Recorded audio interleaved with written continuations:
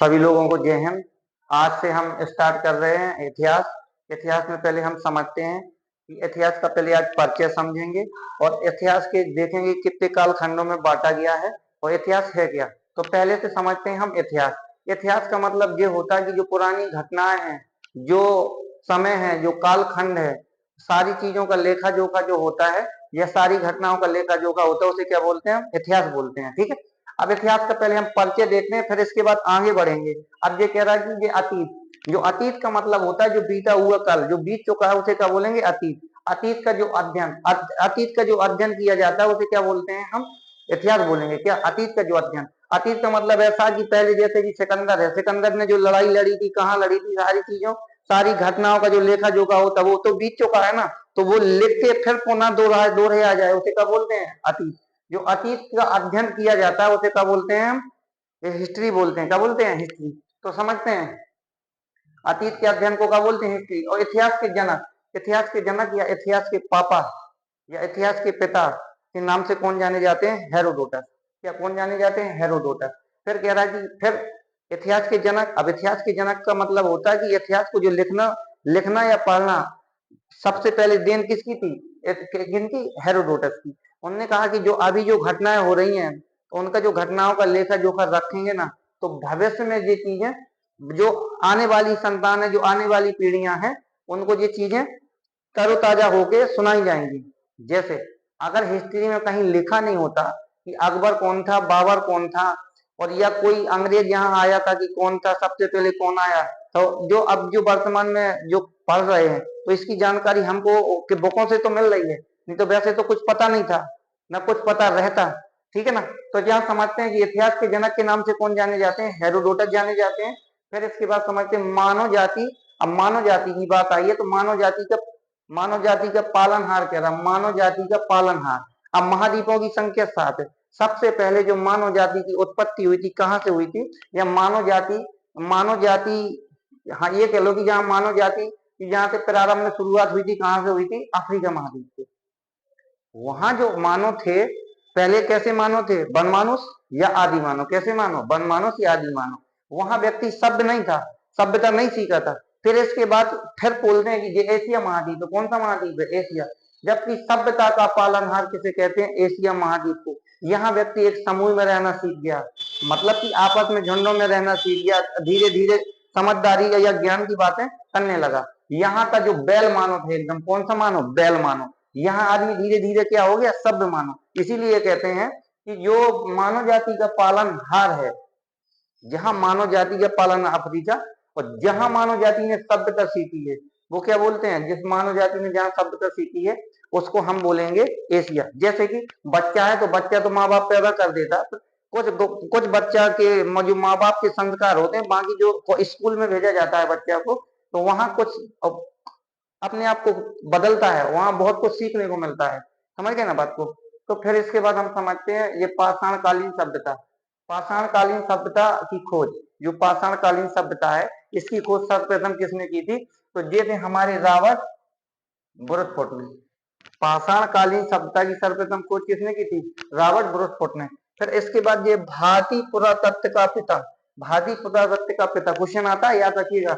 भारतीय पुरातत्व के पिता के नाम से कौन जाना जाता है? तो अलेक्जेंडर कनिंघम।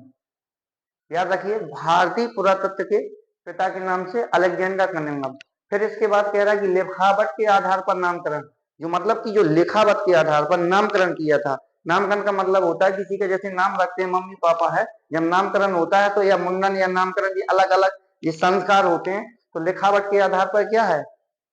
जॉन ब्रूस ने।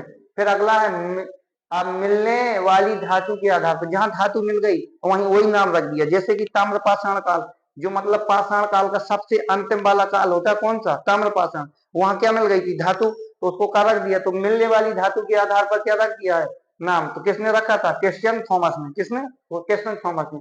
अब यहाँ देखते हैं, ये नोट में हमने लिखा है कि भारत में जो मानव गांधी संग्रहालय है, मानव गांधी सॉरी इंदिरा गांधी मानव संग्रहालय, जहां जो पुराने जो घटनाओं के जो चित्र होते हैं या मूर्तियां होती हैं, ये सारी चीजों का संरक्षण एक संग्रहालय में कर दिया जाता है। तो वो कहाँ पर है? भोपाल में। किस जगह पर है? भोपाल में।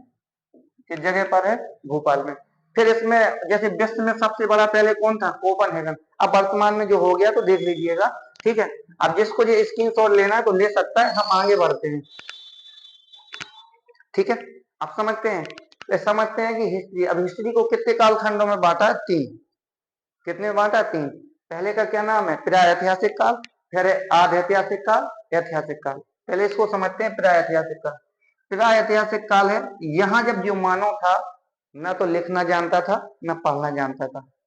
कैसा, जो प्रागैतिहासिक काल था, यहाँ का मानव न लिखना जानता था और न पढ़ना जानता था। जैसे ये ना तो ये लिखना जानता था और ना पढ़ना जानता था। लेकिन इस प्रागैतिहासिक काल का अन्य नाम इसे क्या बोलते हैं, पत्थर या पाषाण की सभ्यता या तामा।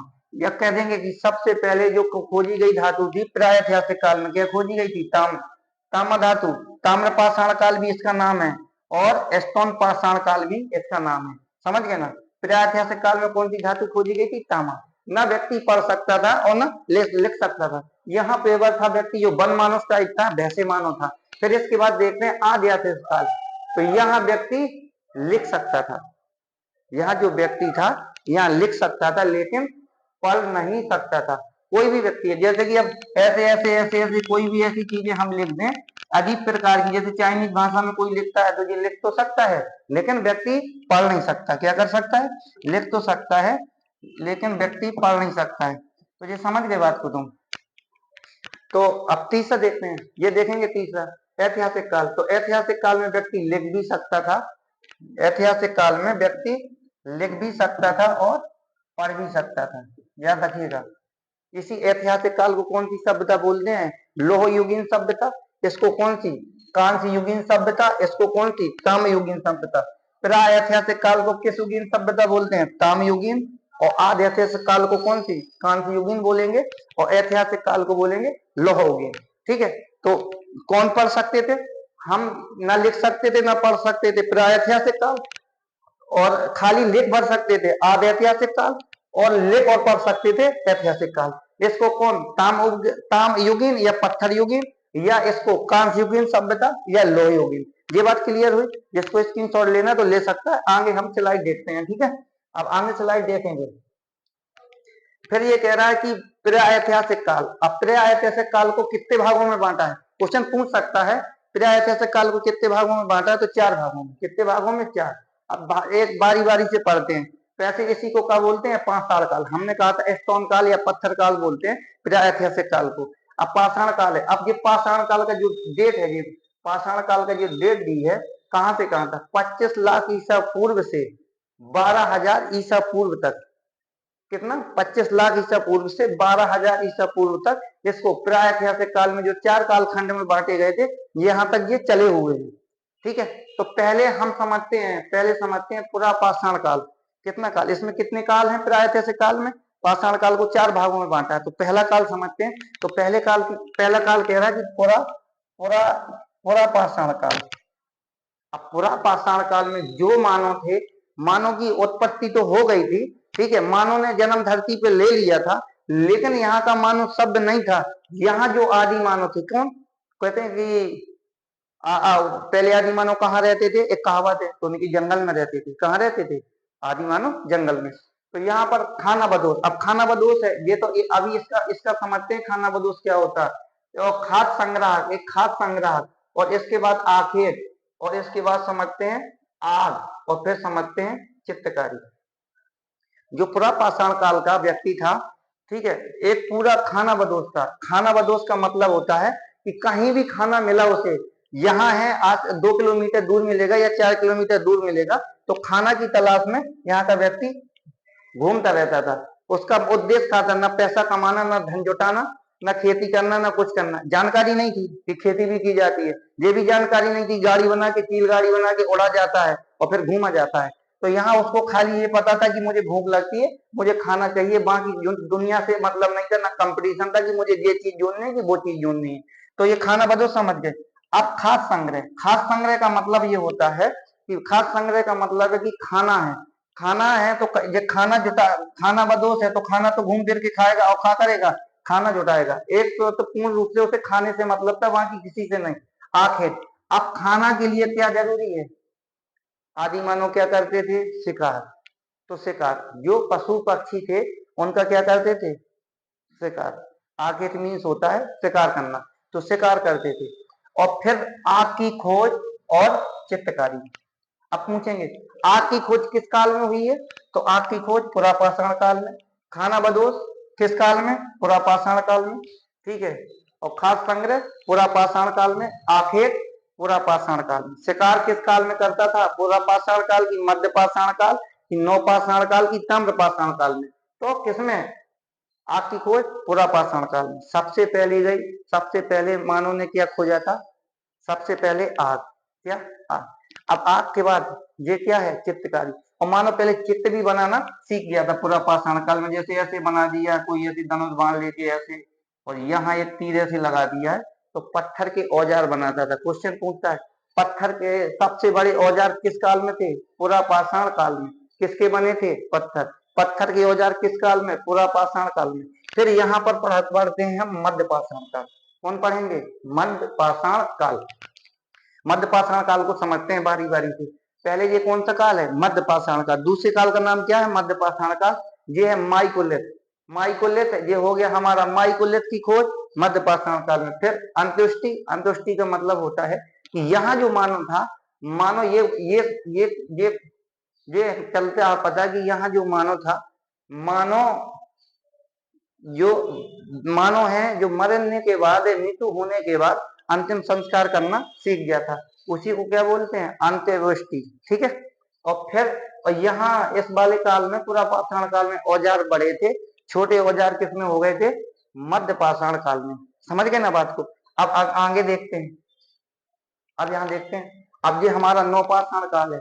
नवपाषाण काल में समझते हैं किन किन चीजों की खोज हुई है। ठीक है।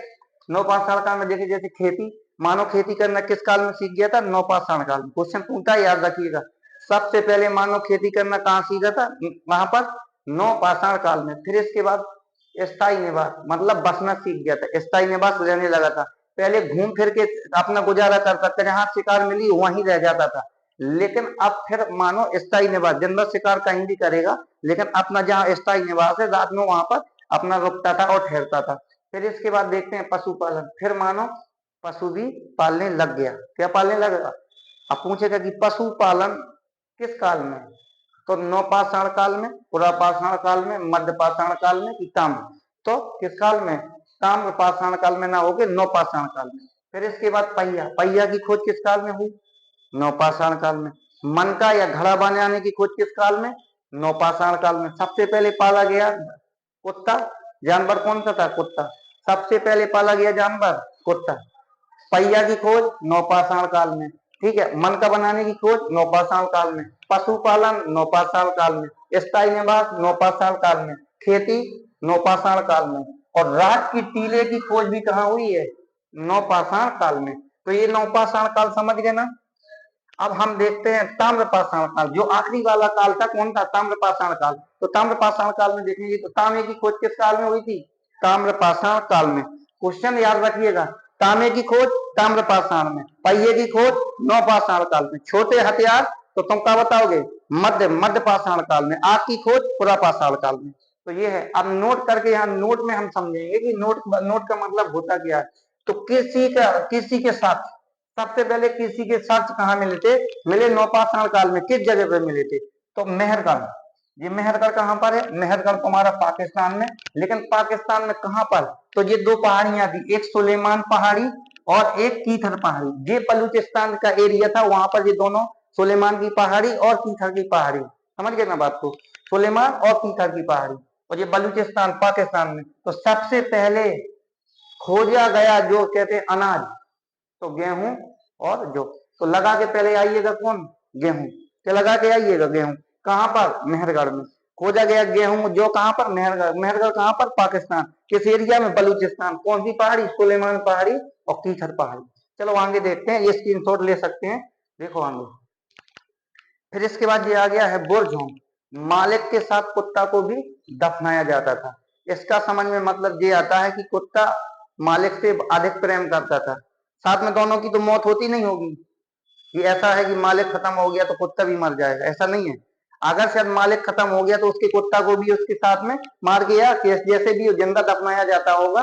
तो इसके साक्ष्य कहाँ मिले हैं हमारे बुरझोम में। कहाँ पर मिले हैं? बुरझोम में। फिर इसके बाद देखते हैं चामल। चामल के साक्ष्य कहाँ पर मिले हैं? चामल के साक्ष्य कहाँ पे मिले हैं? तो चामल के साक्ष्य कोलडेवा। अब ये बेलन घाटी है, कोलडेवा। चामल के साक्ष्य कहाँ पर मिले? कोलडेवा। ये कहाँ पर है? इलाहाबाद के पास में। कहाँ पर है? इलाहाबाद के। फिर इसके बाद समझते हैं यहाँ पर, और ये तीन मानव के कंकाल कहाँ पर मिले हैं? तो दमदम में। इकट्ठे कितने मानव लिटा के दफनाए गए हैं? 3 मानव के कंकाल कहाँ पर मिले हैं? दमदम में। और सबसे पहले तुमसे पूछेगा कि सबसे पहले जो चित्रकारी मिली थी, सबसे चित्रकारी तो कहाँ? भीमबेटका। भीमबेटका। अब भीमबेटका कहाँ पर है? एमपी में। कहाँ पर है? एमपी पे। एमपी कहाँ? रायसेन जिला में। कहाँ पर है? रायसेन जिला में। तो ये आज का जो हम कल लेके आए थे, देखो आज जो हम हिस्ट्री लेके आए थे, ये जो प्रागैतिहासिक काल है, तो प्रागैतिहासिक काल में हम आपको जानकारी दे चुके हैं। कल पढ़ेंगे हम आद ऐतिहासिक काल। ठीक है, तो सभी लोगों को धन्यवाद।